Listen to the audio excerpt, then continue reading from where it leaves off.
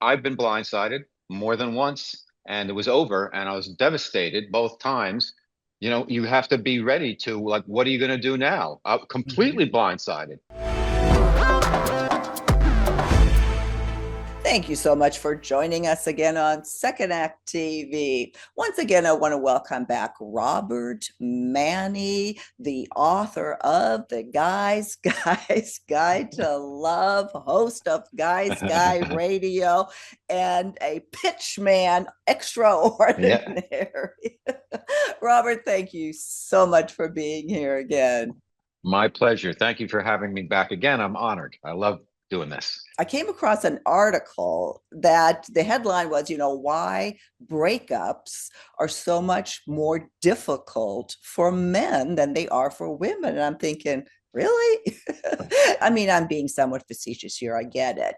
But it really did stop me. While breakups are difficult, and of course when that happens, we're with our girlfriends, we talk about it, we really don't think that it's harder for men. You just mentioned something that I think is very important, in that when the girls get together, they talk about stuff.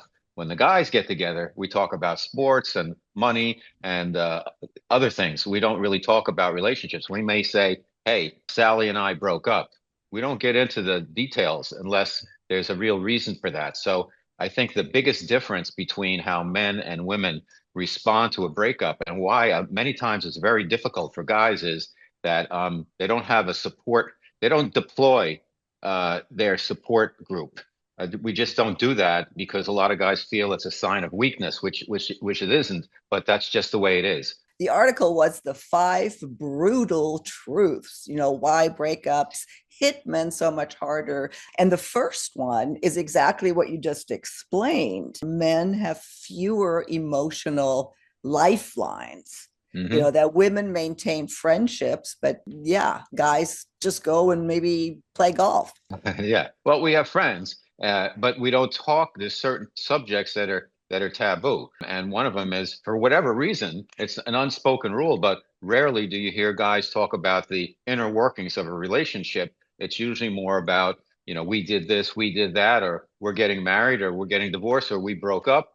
That's about it, unless somebody probes and say, hey, let's talk about, you want to talk about it? And then usually the guy will say, nah, that's good, you're up. Anyway, point number two, that men rely too much on their partner. Now, I thought that was such an interesting point, that for a lot of guys, the woman in their life becomes everything, the buddy, well, and as they say here, when a woman leaves, that the man not just loses the love, the romance, but the entire sense of stability that a relationship, Yeah. especially if it was longer term, offers. And ironically, I think that dynamic actually can also kill some of the love or the attractiveness a woman has to a man if he becomes too reliant on her. I mean, this Yeah. is a really good point to think about. It's very good. I think men need to think about it, because your partner isn't your, like, sled dog. Guys can just kind of get lazy and assume that things are being put together. I know my wife's away for a week now, so I'm with my son and our cat, and I'm doing a lot of juggling. She gave me, like, instructions, a whole page of instructions on how and when to feed the cat. And you take this and you squeeze it out, then you have to crumble up the treats on it, and then you put another layer of this. I was like, what? I put the food in the bowl, and, like, if you're hungry, you'll Eat, eat it. If you not, eat. you know what? Let me know. It's amazing how men can take their partners for granted. I think that's the takeaway here. And then when they're not there, then they realize, oh my God, not only was she my friend and lover and confidant and companion, she did a lot of stuff too. Well, and then the next point here, this one could be a whole segment. That brutal truth number three, that most of the breakups are not his idea. That 70 to 80% of all breakups and marriages are initiated by women, and that is statistically captured. It's what Gray Divorce is based on. I think I would agree with that. Not knowing the data on it, I would say that's absolutely true, because I think what often happens is women will give you, the guys, the signs, and guys are not that great at reading signs. All the way going all the way to the beginning of a relationship. If a woman's across a bar giving a guy some signs, a lot of times guys are clueless. That they don't see the small signs that women give them, a touch of the shoulder, this or that. That means a lot more than what it is. And I think what happens in a lot of relationships is women are expressing themselves in a low-keyed way in terms of what are the issues with the relationship, maybe not feeling loved enough, and the guy doesn't hear it. And then the woman just basically says, I'm done. And he's out and he's blindsided because he was like, why didn't you tell me? Well, she had been communicating all of this with him in a way that he didn't comprehend. Mhm. Is it That's, his yeah, fault? No. Is it okay. her fault? No. It's like this has to be something that couples need to be mindful of. That if you're going to, a lot of times women, well, like they won't just lay it on the line with the guy. You got to do this better, or Mhm. I can't do this. They never do that. It's these little hints, and guys may not pick up on it. And a guy would appreciate it a lot more and would have the ability to kind of come around if they knew exactly what it was that was really Mhm. irking their partner and making them feel unfulfilled. Because, as you said, a lot of guys get caught off guard, and it's really not being caught off guard. Right. And this point to me is so important that I really want to add a 3.5 because they didn't go into that in this Hmm. article. They say that it's so much harder for guys because they're blindsided by the woman because they initiated it. They've already had time to process the breakup, so it's not hit as hard. Yeah, But great to point. your point, then, to really expand on that, why he feels blindsided and she thinks he should have known. And boy, that was me. I mean, my ex, he was blindsided, and I just went, are you kidding me? How could you not have known? And it's exactly what you said. I dropped hints or I rolled my eyes or we've had arguments and or I'd criticize or something, but I never let him know that I'm Right. about to And be out that door. yeah, and that's the point. You dropped hints and rolled your Mhm. eyes. Those are somewhat subtle cues. They might have been a lot more clear than that, but you just said that. And I think what happens with guys, unless they hear it directly, this is the issue because you know how guys are. You have a problem, they want to solve it. They don't want to hear you out. They basically want to help you solve the problem. They think that's what you want. And maybe you just want to talk about something that happened at work or whatever. You're not looking for them to solve your problems. So men and women can often communicate in different styles because that's how we communicate. Guys communicate with guys pretty directly. I've been blindsided more than once, and it was over, and I was devastated both times that come to mind that happened. And wow, you have to be ready to like, what are you going to do now? Mhm. Completely blindsided. These were Mhm. relationships that were, 5 years, 8 years, whatever, long time. And like, wow, I didn't know. Yeah. And Yeah. eventually that gave me the wake up call to ask myself, what am I doing wrong? And then Yeah. I realized what I was doing wrong. They point out here, I thought that was such a great point, is that men, they believe that if there aren't any problems, that things are good. Right. That if there's no fighting, you think, hey, we're good. Where for women, that no connection means things are bad. I mean, it's just like the polar opposite that we Hmm. don't understand about each other. And the hard truth, another hard truth here, that women think they communicated, but most men never got the message that we Hmm. we need to understand that if we actually want to save our relationship and not just have it be full of resentment where we finally just explode and we're gone, Right. we need to understand that. I agree wholeheartedly. I think it's a two-way street there, Selka, that the women need to be a little bit more overt about what the issues are, and the guys need to pay attention a little more closely to make sure, do check-ins to make sure everything's cool with the relationship and the communication styles between you and your partner. And don't wait for that explosion before you act and do something. I mean, that's, yeah, I mean, this totally applied to me. I mean, resent. And this to me is probably the most important point in this whole conversation, but keep watching because the other points are important too.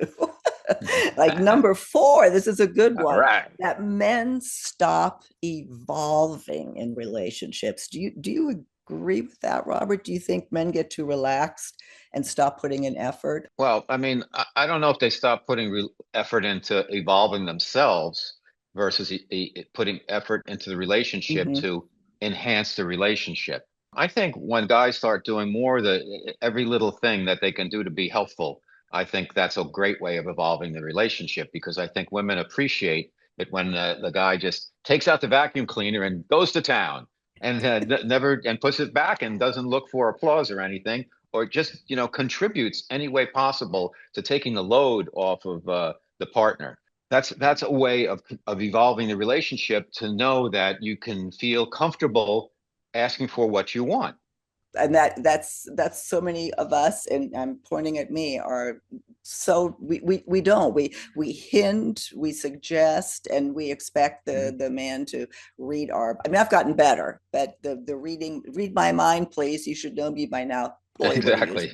Boy, what a huge mistake that is. And yeah, men don't, every now and then you can court, be romantic. I mean, Hmm. there is a loss of effort, but that's true for women too. I'm sure. I think Hmm. both of us need to keep putting effort into the romance of Yeah. the relationship. I think that's Yep. really good advice. And then finally here, that it's harder for men to find new love.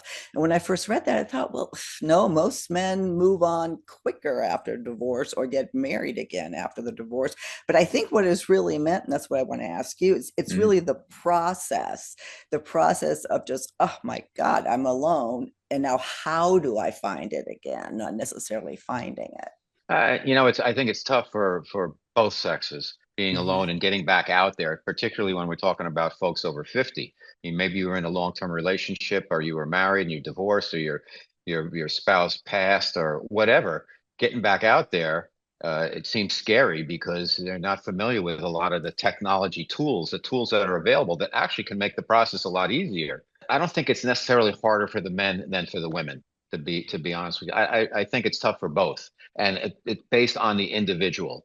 If you are comfortable in your own skin and you feel that at the end of one of my relationships where I got blindsided, I was feeling like we had some great times together. I put a little photo book together. I gave it to her when she was moving and said thank you for everything. And it was a big burden on me that I was going to have to take care of a lot of stuff. But I figured, why look back on that time? That was my life too and say, "Oh, it didn't last forever, so it was a failure." It's how you look at it. To me, we had X amount of years of great success. We had some failures along the way, and ultimately we decided to move on, or you decided to move on, and that's the way it is. Something will hopefully be better somewhere over the rainbow. For me, it was, and it turned out to be the best thing that ever happened to me. So I'm thankful for the relationship, and I'm thankful for uh, getting dumped. What a mature way to look at it. Yeah, what a that well, it is. Very few people do, on both Thank you. May I sides. have another? And I think their point here too is why it's harder for men is that, women, as we already discussed, are more socially connected, they're Yeah. more emotionally expressive, and they're just more proactive in finding new friendships even than men are. And that's why it might be more difficult. So again, something to think about. So, what do we take away from this conversation? That here for men, stop waiting for a crisis to wake up. Yeah. Oh, pay attention. Pay more attention to your partner. Check in, make sure that she's feeling good about everything. If she has anything she wants to communicate with you, and knowing that it might be some criticism, quote, I put that in quotes, with the intention of make the relationship better, just listen and don't be quick to react. Take it in, process, and then respond. And you don't have to, be a wimp about it. Just see what she has to say. And if it makes sense, it makes sense. And you can express your opinion. Maybe she'll see things in a different light. So I think for guys, they have to pay better attention. For women, I think based on everything we just discussed, they have to be a little bit more direct about if they have issues with the relationship, make sure he got that. If you roll your eyes or just say shrug your shoulders, he might not know what's going on there or even notice. If you Yeah. have an issue, it's okay. This doesn't mean be mean and finger wag, but this means like, hey, I just want to talk about something with you. If he's not willing to do that, that's a bad sign. But most guys are open, and you have to be obviously when we're talking to our partner, you be mindful about how you express things because if you're with the partner, obviously you care for them. So this is not about having an opportunity to just slam on them. They say here, and I like this point too, that for women, that a big takeaway here is that before you walk away, because we do 70 to 80% initiated, that Yeah. ask yourself, have you really communicated or have you just complained? That that's Oh, I like really, that. isn't it? Hmm. Yeah. Have you just complained? And that would apply to me. I did a lot of complaining and didn't communicate, at early on, or maybe in the first 10 years. I was married for 25 years. Robert, how would you end this? Anything? It is tough for guys. Women should know it's tough for guys because they don't have the support system. Getting back out in the marketplace is not that easy. They're going to get the third degree from any woman who's out there who might be a potential partner as to why are you single, how long you've been single, what happened to your relationship, all this other stuff. So it's tough, and they don't have people to kind of bounce things off unless they have female friends. For women, I think what we just discussed, be more direct with the guy. Don't let the lingering resentment grow. Nip it in the bud. And maybe the relationship is salvageable and maybe it's not, but you'll have a better opportunity of finding out if you express yourself more clearly. Well, yeah, and again, for women, it's just to understand that, yeah, men really do feel deeply. They just don't show it in the same way. And don't be surprised, like I was at the beginning of the segment, don't, oh, really, it's harder for them. Yeah, it very well could be. So, Robert, thank you. Thank you for your time. Always appreciate all of your great input. I think today was an important discussion. And yes, thank you for always supporting our channel too. I will link to all of your information to your book, The Guy's Guide to Love, and of course, the radio show, Guys Radio and TV, right here on YouTube. Click on the link and subscribe. And Robert, I look forward to our next conversation on Second Act TV. Thank you, Silka.